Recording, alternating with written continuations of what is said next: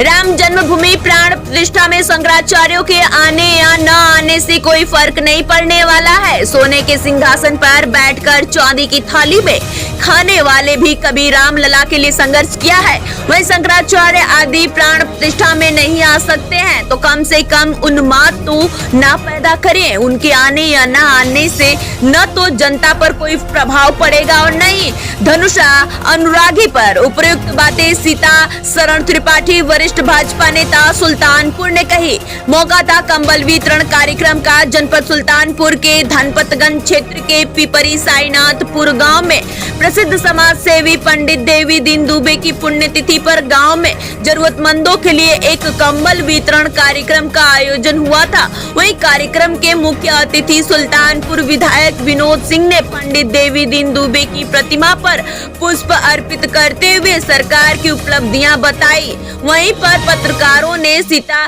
शरण त्रिपाठी वरिष्ठ भाजपा नेता से पूछा कि चारों दिशाओं के शंकराचार्य का कहना है कि राम जन्मभूमि अर्धनिर्मित है, जिसका प्राण प्रतिष्ठा होना धर्म और शास्त्र के विरुद्ध है, इसलिए हम धर्म के विरुद्ध कार्य नहीं कर सकते। तो वरिष्ठ नेता ने कहा कि शंकराचार्य के आने न आने से न तो मंदिर पर कोई प्रभाव पड़ेगा और नहीं धनुषा अनुयायी पर। वहीं पर स्वामी प्रसाद के बयान पर जवाब देते हुए कहा कि जिस तरीके से एड्स का कोई इलाज नहीं है उसी तरीके से स्वामी प्रसाद मौर्य का इलाज नहीं है। फिलहाल उन्होंने पत्रकारों से क्या कुछ कहा, देखिए इस रिपोर्ट में। भारत न्यूज लाइव के लिए वीके यादव की प्रमुख रिपोर्ट। जिस दृश्य को स्वयं राजा दशरथ नहीं देख पाए थे, भगवान राम का राज्याभिषेक राजा दशरथ को भी देखने का सौभाग्य नहीं मिल रहा था, वह सौभाग्य हमको मिल रहा है। यह पीढ़ी धन्य है, हम लोग धन्य हैं जो इस सौभाग्य का अवसर मिला हमको रामलला के दर्शन करने का और रामलला के उनके स्थान पर विराजमान होने का। और लगातार 5 वर्षों तक हमने तपस्या की, किसी ने दान में हमको कुछ नहीं दिया है। जिनको लगता होगा कि कोर्ट के निर्णय से ऐसा निर्माण हो रहा है, बहुत सी सरकारें आई और चाहती तो कोर्ट के निर्णय इस प्रकार क्या सकते थे, इच्छा शक्ति थी। हमने भगवान को अपना आराध्य माना है, भगवान को राजनीति का केंद्र नहीं मानते, हम उनको राजनीति का विषय नहीं मानते। भगवान हमारे आराध्य हैं, प्रभु राम हमारे आराध्य हैं। प्रभु राम का मंदिर बने, ये हमने जब से राजनीतिक यात्रा शुरू की हमारे लगातार उसको बनाए रखा। हमने कभी उसको उससे बाहर नहीं किया। ऐसे परशुराम जी के मंदिर के निर्माण के अवसर पर जो अनुभूति हो रही उसको शब्दों में तो नहीं व्यक्त किया जा सकता। तो हृदय में किस प्रकार का भाव है, किस प्रकार का उद्गार है, वह उनसे पूछे जिन लोगों ने इसके लिए बलिदान किया है, इसके लिए संघर्ष किया है, इसके लिए अपने प्राणों की बलि दी है। केवल वह इसका एहसास करते हैं, आज उनको का एहसास। 22 जनवरी को प्राण प्रतिष्ठा है और तमाम प्रकार की बातें आ रही हैं कि अर्धनिर्मित मंदिर है जिसका प्राण प्रतिष्ठा होना स्वाभाविक नहीं है या वो धार्मिक के विरुद्ध है।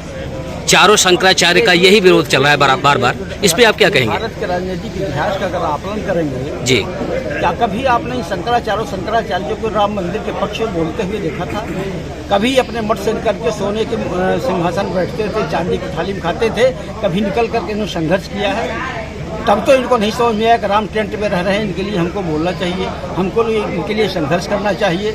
जब एक ऐसा और सारा हिंदू समाज खड़ा होकर के इस दृश्य को देखना चाहता है तो इन सबको इस प्रकार का विकार कर दे, समाज को उसी दिशा में नहीं पहुंचाना चाहिए जिसके नाते आज यह समाज हम इस स्थिति में पहुंच गए थे। हमारा समाज खंडित हो गया था, हम गुलाम हो गए थे। हिंदू बटा देश बटा, जब हिंदू बढ़ता है देश बढ़ता है। चाहे मुगल हम पर शासन करेगा, चाहे अंग्रेज शासन करेगा, इनके बात ये समझ में आनी चाहिए कि आप कुछ नहीं कर सकते तो कम से कम हमको आशीर्वाद तो दे सकते हैं। आप नहीं जा सकते मंदिर के पास, आपकी कोई राजनीतिक मजबूरी हो सकती है, राजनीतिक निष्ठा हो सकती है, लेकिन कम से कम आज आशीर्वाद देने का काम हिंदू समाज को कर ही सकते हैं। इसलिए इनके आप बोलने का ना तो जनता पर कोई असर है, ना इस प्रकार के हमारे जो धर्मानुरागी हैं उन पर कोई असर है। ये केवल अपने आप संतोष के लिए ऐसा बोल रहे हैं। इनका इस पूरी घटनाक्रम में किसी प्रकार का योगदान नहीं है, इसलिए इनके आने ना आने, इनके बोलने ना बोलने का कोई फर्क नहीं। डॉक्टर साहब, स्वामी प्रसाद मौर्य अक्सर तमाम विवादित बयान देते रहते हैं, इनके बारे में क्या कहेंगे आप? अच्छा ये बताइए, बीमारी 3 तरह की होती है